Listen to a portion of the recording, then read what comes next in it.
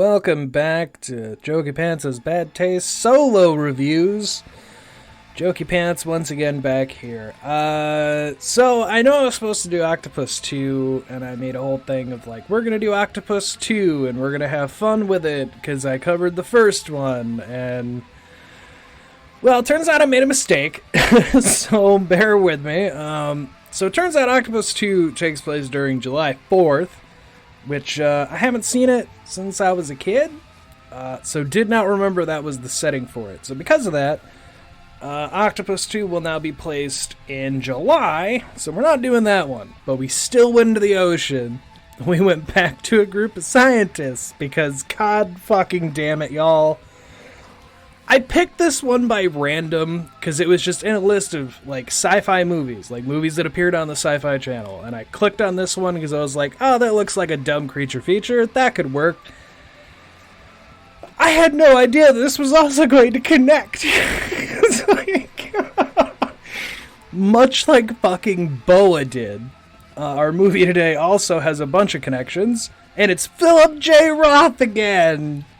Yay! Yay! See how we're talking about Deep Shock from 2003, which, god fucking damn, this one was just dumb. Like, it had, in the first 2 minutes, I'll get to it when I start here, but like in the first 2.5-ish minutes alone, I died laughing and had to message the group of everyone else in Oddcast and be like, so I'm watching this one by myself, but I fucking can't. I have to tell you guys this shit that they just said, because I can't believe that's a line that's used. Oh, Phillip J. Roth, your scripts are very unique fucking B-movies. Holy shit. So let's get into it, right? So Deep Shock, 2003, in between the Python, Boa, and the Versus movie, the other things he was creating for UFO, he made this movie in between. And again, it has connections to so much other shit that I've already covered, and I wasn't expecting this to also be fucking UFO. I should have looked into that beforehand. Shame on me! Shame on me!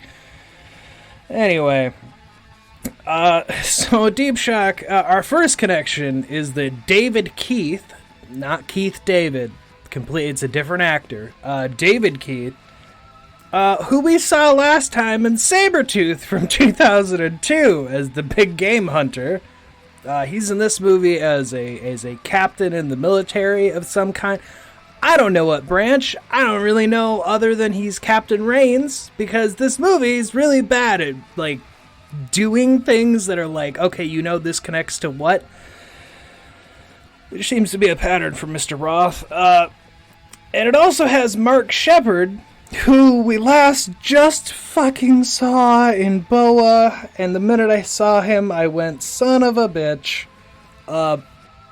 But it's the actor who was Yuri in Boa, the guy who gets flung out of the back of the plane at the end, who was a criminal, wasn't really a bad guy. This time his character is straight up an evil douche, so fun. Alright, let's just dive deep into Deep Shock, huh? It takes place in the Arctic Circle, the fucking North Pole. Just, I didn't expect this to... This is literally the fucking polar opposite of Boa, where Boa was the South Pole, and this movie he put in the North Pole. Oh my fucking god, guys. My head hurts.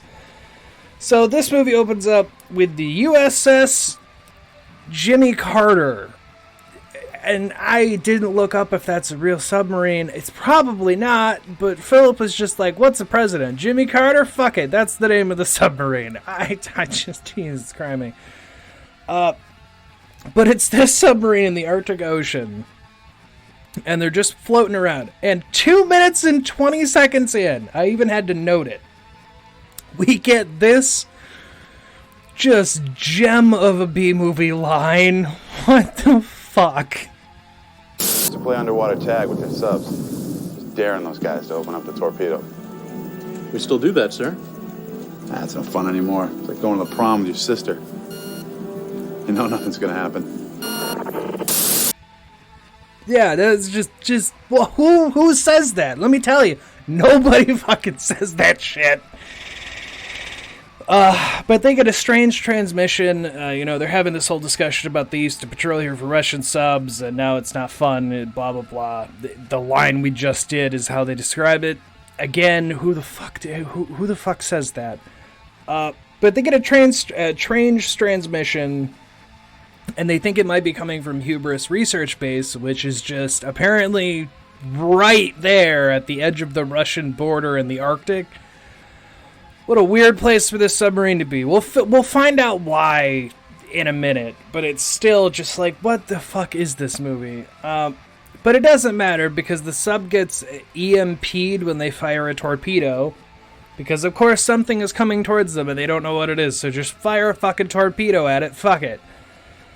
And it doesn't go well. They get EMP'd or electroshocked. I don't know. They bounce back and forth between those two phrases, which I guess are basically the same thing, but it's like, just pick a fucking lane of what you want to say here.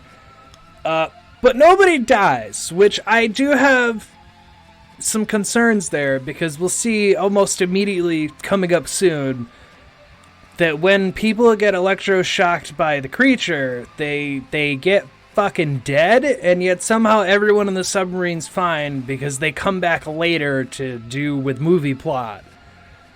And I just had to go, but why did everyone in the fucking... But that doesn't make any sense. You'll see why. But we cut to a high school play. I mean, the United Nations meeting. And I'm going to just include it here. I probably won't have audio because there's not really anything important going on. I'll just explain it. But this is straight up just like a college, like, play area. Like, where they'd put on plays and musicals and shit. Or a high school. Not even trying to hide how low the budget is. Like, my God, that is not a UN place. Holy fuck.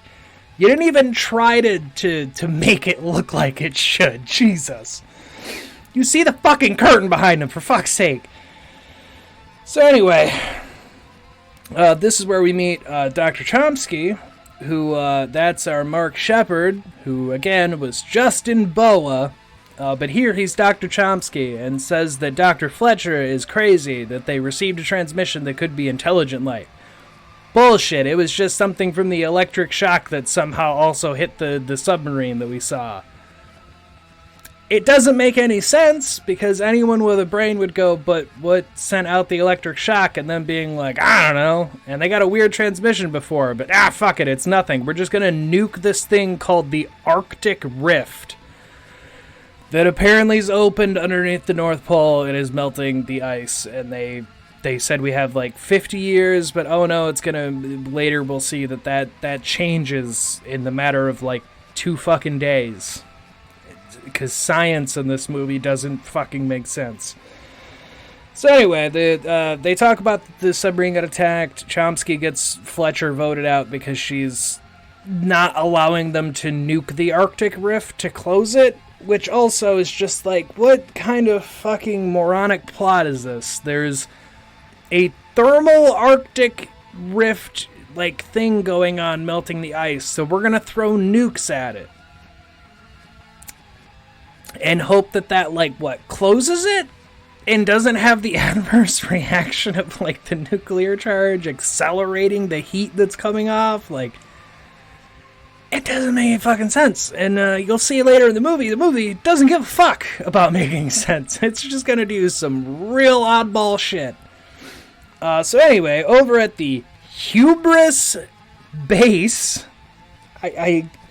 this is another moment where I had to just pause and be like, the fucking research station is named Hubris.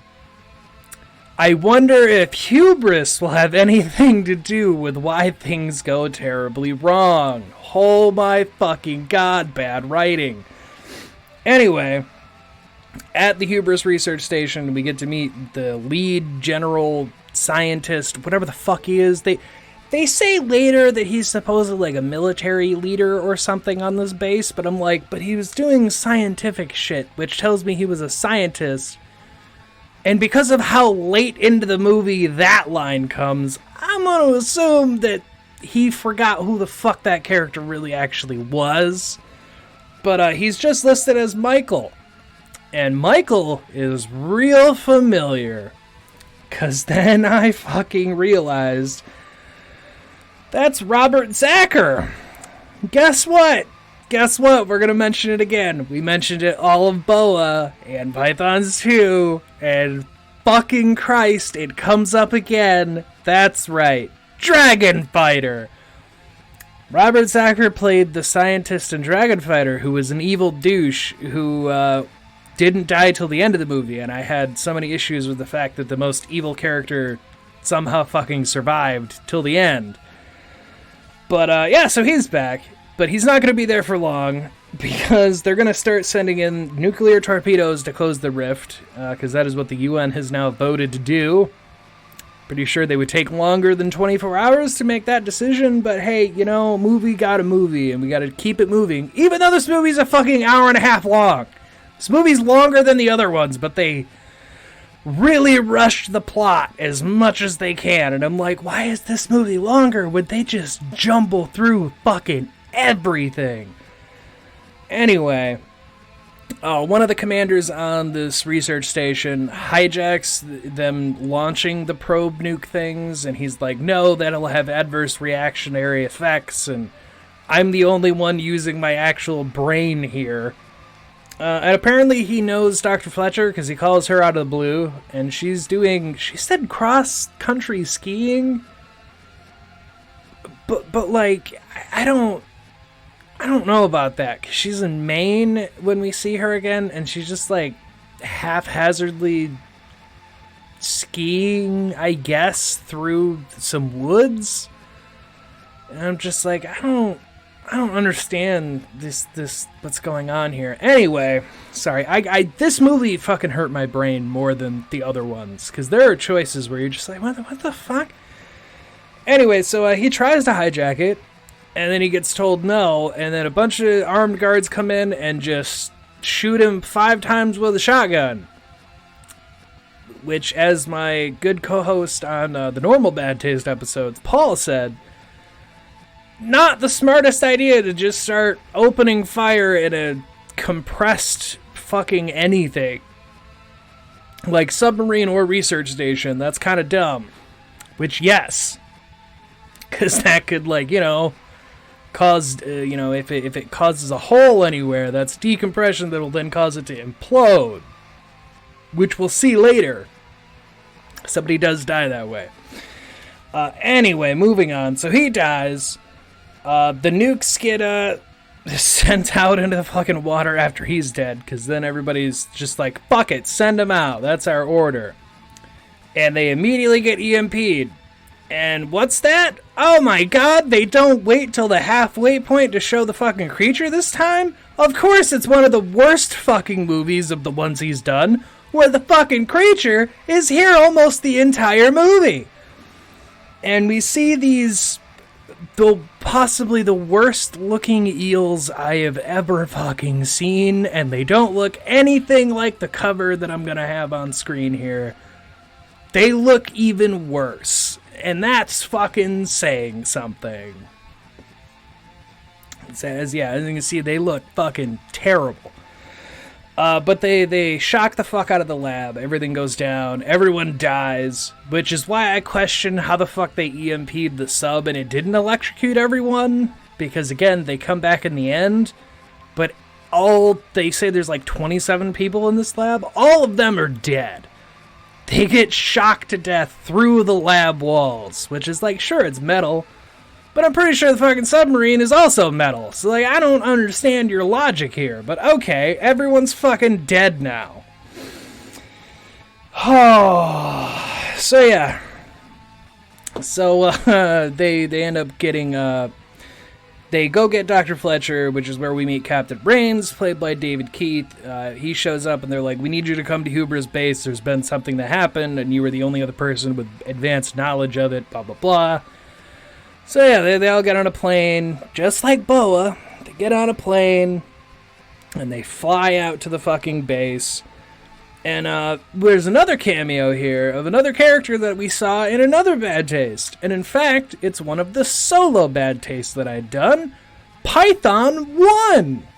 We have the trigger-happy deputy. Mr. Sean Whalen appears in this movie, and he's just like an extra helper henchman dude. Doesn't really have any importance in this whole thing. He's just kind of one of the other helpers they brought to do shit. But it was funny to me that he also appeared in this. Just more fucking connections to shitty movies I've covered. Welcome to the fucking Bad Taste web of bullshit. It just keeps getting fucking bigger. UFO is my white whale of bad movies. So, this movie wouldn't be complete, because, with Boa, it's almost like Roth wrote that one, and he had the plane operational, and then they were able to leave. And I guess he didn't like that he did that with Boa, because this came out like the year or two after, and this time when the plane lands, because the ice is apparently shifting, whatever, it made a giant mountain of ice on the runway. And Chomsky doesn't give a fuck about safety. He says, land the fucking plane, I'm in charge. Fuck you, Captain Rains, I don't give a shit. And of course there's a giant fucking mountain of ice there, and it crushes the pilots to death. Plane perfectly fine, doesn't crush or kill anyone else. Ice only comes through the windows and kills the pilots, so that we don't have to deal with those characters anymore. And we don't have an excuse of that there's a plane to escape on, I guess. Fucking Christ. So, they get inside the base, they get inside Hubris, and they're looking around. I have an issue with this entire fucking thing when they get into the main operations, because all the computers are static screened, which means that technically they are still working. It means that they are still working, and this movie just doesn't make any fucking sense. But they say that they're all fried and got EMP'd, except one computer where he goes, this one running on battery, this one's okay. And I'm like, what? That doesn't make any fucking sense. That's not how an EMP works. That's not how an electrical charge works. It wouldn't matter if it has a fucking battery or if it's on the fucking main grid like the other computers. If there was an EMP electrical shock, that motherfucker's still getting fried. A battery doesn't mean shit. Like, what the fuck? If you said it had, like, some kind of extra shielding in its components, then yeah, sure, maybe it survived. But just saying that it has a battery makes absolutely no fucking sense. Computer's dead. This one's on battery. I'm sorry, folks. I fucking couldn't. Like, that's a moment where I had to pause and rub my head and just go, what the fuck is this script? So here's where we learn. After they get the computers on and they're looking around, they take care of the bodies. They bring up, and why the fuck they jump to this conclusion is fucking beyond me, because there's no indication that there's any fucking creatures. But Dr. Fletcher, she just brings up that electric eels make their electricity and its brainwave patterns, and that they're technically intelligent. So whatever made the Arctic Rift and whatever's coming out of it must be also kind of like that. So maybe it's an intelligent creature, and they're like, so what, electric eels in the Arctic? Yeah, that makes sense. And I'm like, yeah, movie, like, that makes sense. Fuck you. Because then they immediately jump to, it's aliens, because the signal transmission they've been receiving has been being beamed into space. And that clearly they opened the Arctic Rift to melt the ice to be able to do it. And I just, again, go, what the fuck is this movie's goddamn script? They're aliens? What the fuck? So, of course, the eels come back. So Dr. Fletcher, in all her fucking infinite wisdom here, because the minute they get the power back on, which also, they just flip the switch on, like, the main breaker, and the power comes back. And I'm like, what? Like, that's not how that would work. God damn it, did it or did it not fry the system? That doesn't make any sense. I said this the entire time watching it. But anyway, the eels come back, and then Dr. Fletcher sees one as it comes up the dive pool, and she touches it. Because, of course, why wouldn't you touch the giant fucking alien possible eel thing?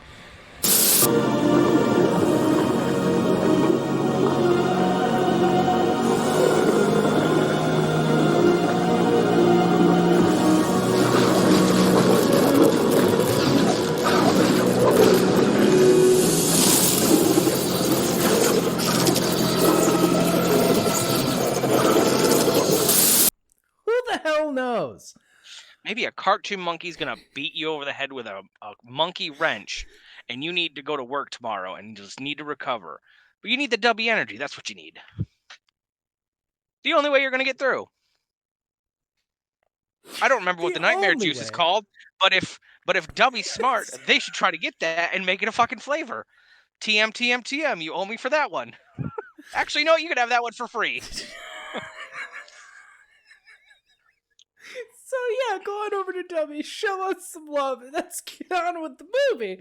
So we're talking about Monkey Bone, and it gives her, like, electro-telepathy? I don't understand what's going on here. I guess because they're aliens, they have telepathy of some kind, but it, like, beams into her brain, and she learns about them, and they learn about us. And, it's just, Jesus Christ, it's so fucking stupid. But then Dr. Chomsky, because he's the evil douchebag scientist, he says that Dr. Fletcher, thinking that sending the torpedoes triggered the eels, and they attacked the base because they took it as a threat. He goes, they're just animals. You're a fucking idiot. So instead of listening to anyone, he sends one of the other guys, the other two people that they brought with them, into a mini submarine to then go blow up some ice on the surface so they can send up an antenna so they can reach the outside, because their antenna got fried with whatever happened. Because asshole's gonna asshole. He knows exactly what's going to happen, as they put it later, because of course he does that, and immediately gets attacked by eels, and oh god, this whole fucking exchange of scenes. So he shoots a fucking torpedo at the eels, which obviously doesn't do fucking anything, because, like, they're just gonna move out of the way, which they do. That torpedo then proceeds to collide with Hubris Station in the fucking, like, entrance shaft or whatever, so the only exit they have floods. And then, like a fucking asshole, Dr. Chomsky launches his own torpedo and blows up the mini-sub to, I guess, cover his tracks of what he was doing or whatever. And it's just like, this whole sequence doesn't make any fucking sense. Like, why did you blow up the mini-sub? Because clearly you weren't going to hit the fucking eels. You were aiming at the mini-sub, and you weren't aiming at the torpedo that was headed for you. So like, I'm super confused. Watch the arrow! Fire! Doctor!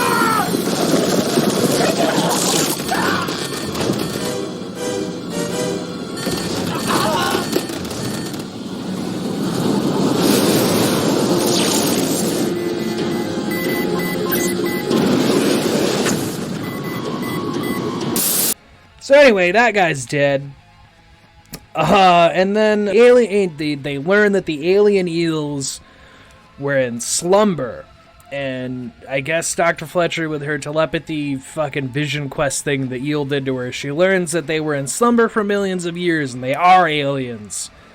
And they thought they could make the world habitable for them, and they think that humans are just a pestilence that needs to be removed. And I'm just like, what is this movie plot? And they skip over this. They'll keep bringing up their aliens and shit. But then it doesn't even become like Us versus Aliens. She just straight up tries to save them at the end. Fucking damn it. So we go from that to then they don't tell the UN anything about the fucking eels. They just tell them that the Arctic Rift is expanding and it's going to get worse. They have even less time. Instead of 10 years, now it's 3 years. And this timeline just keeps getting smaller as, like, reasonings. So the UN votes, just throw a bunch of nukes at it from all our submarines and we'll close it that way. Because that totally won't have negative repercussions of just nuking under the fucking polar cap. Fucking Christ, movie. But Dr. Fletcher, she cracks the code. She figures out how the aliens are talking.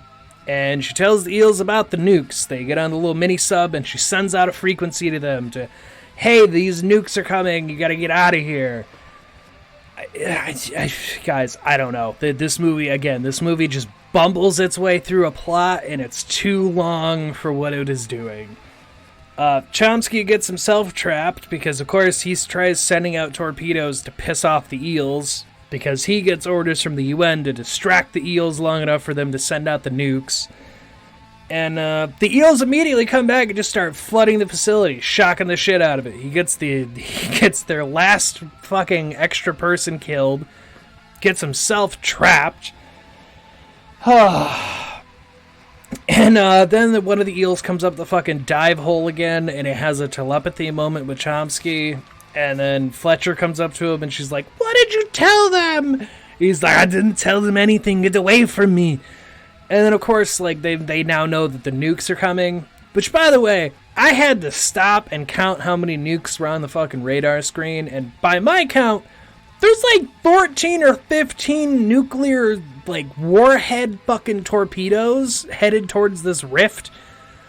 You're not closing a fucking rift. You're just blowing up the entire ocean, aren't you? Like, what the actual fuck, movie? That's such an overkill. So anyway, and apparently this giant station is able to move like some, you know, submersible thing, even though they only show like these little like fucking motors on the side, and I had to sit there and again just be like, I don't follow the logic. Those don't look big enough to move that thing, but okay. So anyway, they detach it and they're like, we're gonna move it from the blast zone. And then, of course, Dr. Chomsky, being the evil asshole, steals the only mini-sub left and tries to save himself. But it doesn't even fucking matter. He runs out of gas, and Dr. Fletcher's like, yeah, no, I knew he would have run out of power, so he's dead. And sure enough, he is, as he sinks down to the depth that the submarine can't handle, and we get a little crush from all the pressure.